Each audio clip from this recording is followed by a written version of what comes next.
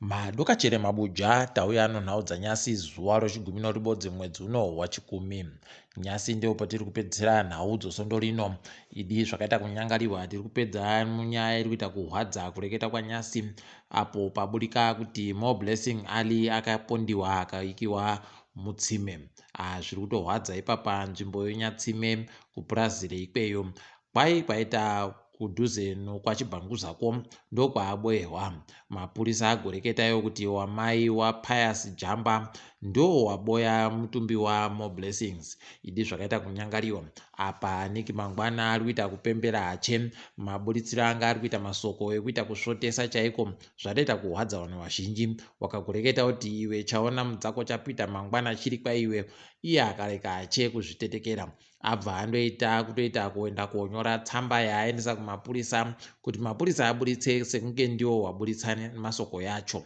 Masoko yacho anga ari kutoreketa kutoti wanhu anoita zvematongerwo enyika pamwedzipo newamwe wanhu wareke zvokureketa zvinhu zvokuti Moreblessings akapondiwa newanhu vohurumende kana vomusangano nokuti paribe ari kuziva chokwadi chazvo. Idi zvakaita kunyangariwa tiri kuita kuhwadziwa nazvo asi paribe chokuita. Ipapa unotoona kutoti sondo rino arabva raita kupitiridza chaiko kuita kuirikidza kuseri noseri, kukubiwa nokupfa kwevanhu vazhinji vanodiwa nevanhu zvakaita kunyangariwa. Heno mabiya angu kuti zvichapera mushechere, asi tiri kuramba tindoti mweya wache pabodzipo wamagaisa aiwa ngaizorore murugare. Kureketa kuno zviri kuita kuhwadza, paribe akuziva kuti masondo matatu eseya zvizvo zviri kumboitika kana kuti zvazviri kumbodini.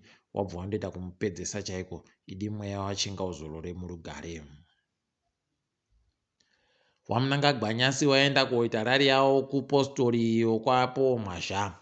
Idi zvakaita kunyangariwa chaiko. Ukaona wakuru wapfeka magemenzi woziva kuti nguva yesarudzo yamheramu. Ipapa vanenge vatoreketa kutoti hurumende yavo ndo ine mukana wokuita zvinhu zvisvinu, asi wochisaya kuti kana yenge iriyo ino mukana makore ese ayareka neiko kugoita mukana wokuita zvinhu zvakanaka wacho, iwo wangu waino mukana. Ipapa zvinotoburika pachena kutoti paribe chisvinu, asi ticharamba hedu takaringaiko zvinoperera. Tinotoziva kutoti wacharamba wachitenderera machechi eseya wachiratidza kuti ndo wari kutonga, wachipfekera mayunifomu emachechi ese, asi paribe kana chechi ibodzi yavanoti nhau. Heno mabiya angu kuti zvichapera sei, ticharamba hedu takandoringa.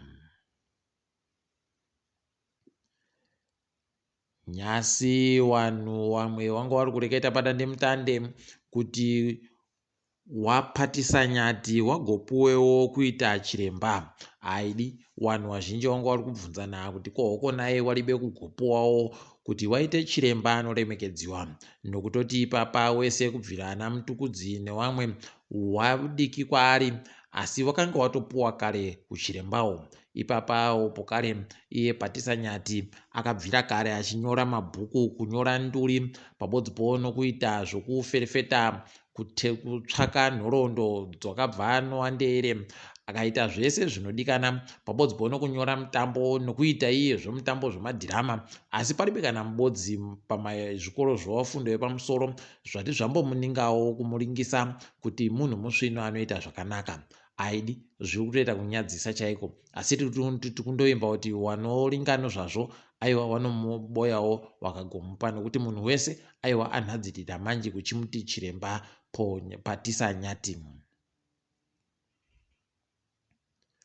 Wabasa wanosenza munyaya dzokudihwa kwemafuta dzimotika pabodzipo nomagetsi wagotoseka hurumende nowamwe wanosenzerawo wagoti wachavapa mari ichaingidziwa nosvika mu50 noshanu kubva muzana, iyo mari yomabhondiyo. Wagotoseka wakati wari kutodawo kubhadharwa nomari dzomausadzi nokuti ndo mari dzinotenga. Ipapa paribe akuziva kuti zvichadini. Ticharamba hedu takaringa kuti vanenge vachizvikona chere kana kuti zvinenge zvichinetsa kusvikira papi.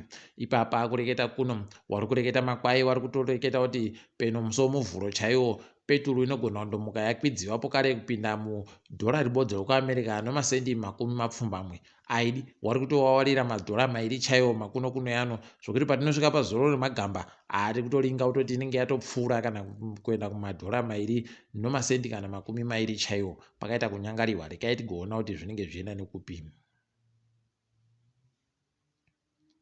Tiringa hedu dzomutambo. Ipapa chikwata chokiriketi chaita zvachakajaira zvokujiwa nechikwata cheAfghanistan. rekai tiseke hedu, asi ipapa takatoramba tiri kutoda kutoferefeta kuona kuti palibe chere mari dzachinja namanja ipapa, nokuti zviri zvegaba izvi zvaakuratidza kuti pano chimwe chaakutoita kutoita kunge heno. Ipapa unotosaya kuziva kuti mugonere uyu kuita Afghanistan uyu uyani hwacho wabva wandoita hunoitika basi kana wari kutamba noZimbabwe. Zvaita kunyangariwa mabuja, rekai tigoringai kunoira tsvimbo nodohweidi.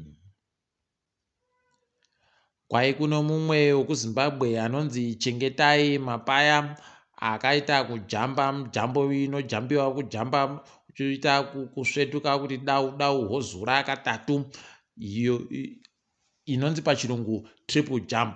Kwai agojamba mamita anoita 10 anomasentimita anoita 26 atomuroera manja. Ipapa kwai akatopuwa menduru yegoridhe nokuda kwokujamba kwache ende ndiye akatonyanya kuita kuhwina kugona kujamba zvekuenda pakuita wochina pavanhu vari kugonetsa kujamba kumugore rino. Tinotomushuvira kuti dai aita tusvinu aenda mberi zvaita zvakanaka. Ngatiringedzo pasi rese.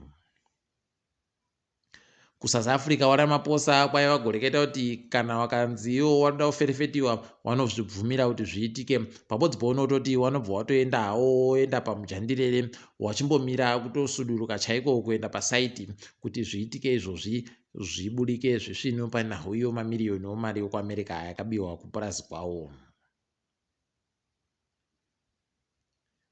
Wazhinji wokuKenya wari kuita kurwadziwa nokuti kuno mumwe akanhadzira mari yache yomagetsi opadandemutande inozikanwa pachirungu kuti cryptocurrency, akagowabira mari wakajiwa mabhiriyoni omashiringi omari yokuKenya. Pari kuita kunyangadza chaipo. Ipapa kwai agotoreketa hache paasati watiza achireketa iye kuti ini ndicharamba ndichidhiraivha motika yangu yoFerrari, imi mucharamba muchingotambura makore ese. Idi ndopaunoona kutoti palibe chisvinu kambwa kamwahu, heno kuti zvichapera muchechere. Taakutoringira kuti peno ipapa mapurisa wachakona kumubata kuti wamuburitse agobenhutse mari dzaakabadzi. Nyika yeRwanda yaakutonadzirira kurwisana nyika yeDRC kureketa kuno, nokuti yagoreketayo kuti nyika yeDRC yakapotsera mabhambo, kukuwa mabhambo munyika mavo. Palibe akuziva kuti ichokwadi chere kana kuti manyepo kana kuti zvirumbodini. Ipapa iyo Rwanda inoramba ichinonangidzirwa nonyika dzakaitenderedza kuti inotsigira wapandukiwa noramba wachindohwisana nonyikadzi, asi palibe akuziva chokwadi chazvo. Pakaita kunyangariwa tiri kundoipa kuti wanoreka zvokuita mutsepwedei nogwarasha wanhu walibe mhosva. Kunyika yeGhana kwai kwagonziko kuti ada kujahwa mamiriyoni chaiwo miti mitsva kuita kuti wabenhutse miti yakawanditsa munyika mavomo. Tichagoringa kuti vanenge vazvikona chere, kana wakazvikona aiwa tinotokunyepai mabuja.